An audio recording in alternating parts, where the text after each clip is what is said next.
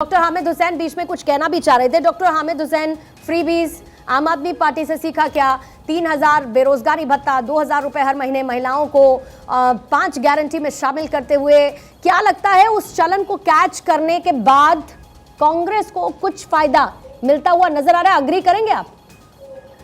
नहीं, पहली बात तो मेरा डिस्कनेक्ट हो गया था, इसलिए मैं अपनी बात रख नहीं पाया। हाँ, प्लीज सर कंप्लीट कीजिएगा।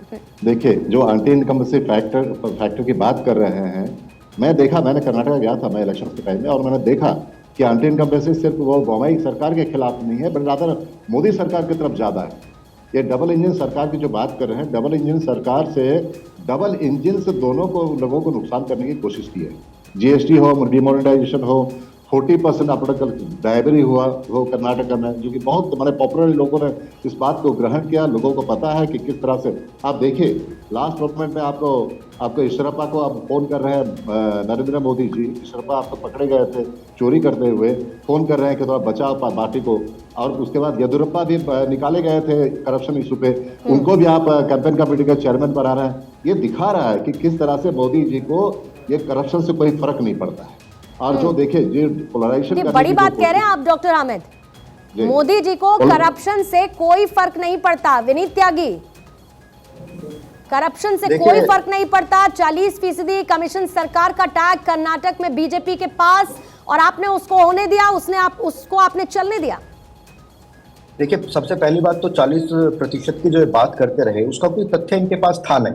अगर तथ्य कोई इनके पास होता तो ये कहीं कोर्ट के पास जाते, कुछ तो ऐसा सिग्निफिकेंट रखते ना सबके सामने। दूसरा, मैं अभी हामिद जी से कहना चाहता हूँ, इन्होंने पकड़े गए जी, अभी इन्होंने टोटल आंकलन कर दिया कि एंटी इनकम्बेंसी मोदी जी के अगेंस्ट है। अरे साहब, थोड़ा सा तो मतलब ऐसा रखिए आप देखिए, लेकिन थोड़ा सा मैं इसमें डिसएग्री करूंगी। मैं डॉक्टर हामिद थोड़ा सा डिसएग्री करूंगी मैं विनीत त्यागी से इसमें, लेकिन उससे पहले ये तस्वीरें जो इस वक्त स्क्रीन पर नजर आ रही है, सर 2 सेकंड बस दीजिएगा। देखिए, बजरंग बली की शरण में पहुंची हुई है इस वक्त जाखू मंदिर में प्रियंका गांधी, जो कि हिमाचल में इस वक्त मौजूद है। और बजरंग बली की शरण में देखिए बहुत अच्छी बात है, हर कोई चाहे कांग्रेस के नेता हो या बीजेपी के नेता हो, वो पहुंचते हुए नजर आ रहे हैं। हमने बसवराज बोम्मई की तस्वीर सुबह सुबह देखी।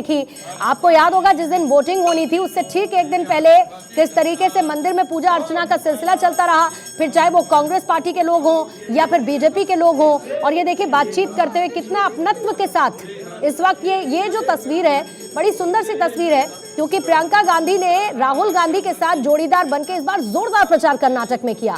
और आज क्योंकि नतीजों का दिन है, एक खुशी की लहर तो होगी कांग्रेस के मन में। जो आंकड़े दिखा रहे हैं उसकी वजह भी बनती है, क्योंकि कांग्रेस 123 पर लीड कर रही है, लेकिन ये रुझान है जिनके नतीजे आना क्लियर अभी बाकी हो गया है। बीजेपी 82 पर है और कांग्रेस इस वक्त सबसे लार्जेस्ट पार्टी स्टेट की 123 सीटों के साथ बन रही है। कांग्रेस लगातार ये कह रही है कि हमें किसी की जरूरत नहीं पड़ेगी, यानी कि जेडीएस को भी वो दरकिनार करते हुए ये कह रही है कि हम अपने दम पर यहां पर जीतेंगे और सरकार बनाएंगे।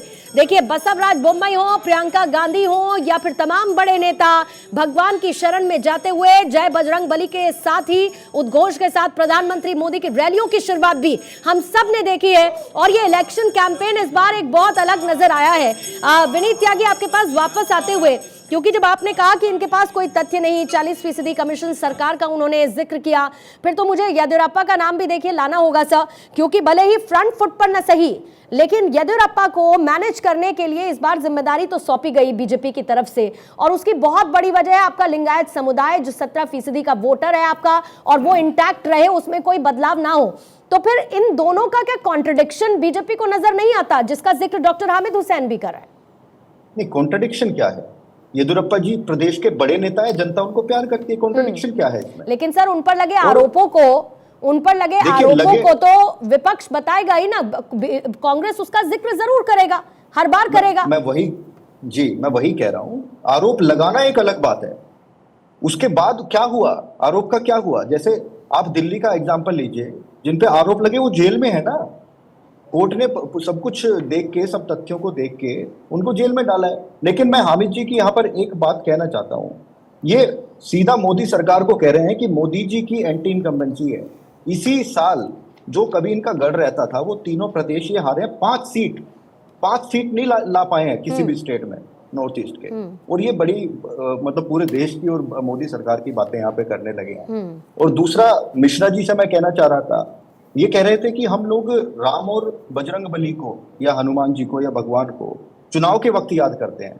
तो साहब आप विश्लेषक हैं, लेकिन यहाँ विश्लेषण में थोड़ी सी कमी है, क्योंकि मिश्रा जी जैसे लोग ही बैठ के कहते थे कि बीजेपी राम मंदिर का इस्तेमाल करती है, कभी उसका निर्माण नहीं कराएगी क्योंकि चुनावी मुद्दा बना के रखना चाहती है। लेकिन मैं स्पष्ट कर देता हूं, ये राम मंदिर हो, जो भी हमारी सांस्कृतिक धरोहर है, वो हमारे लिए चुनावी मुद्दा नहीं है। ठीक है, मैं आपकी बात समझ गई विनीत त्यागी। भले ही चाहे कर्नाटक में अभी के आंकड़े एक सुखद तस्वीर आपको ना दिखा रहे हों और उसमें बदलाव भी संभव नजर आता है, लेकिन उत्तर प्रदेश में जो छोटे सरकार है निकाय चुनाव को लेकर, सर एक बार डेटा सेंटर जाना होगा, उसके बाद आप इस पर काउंटर जरूर कीजिएगा।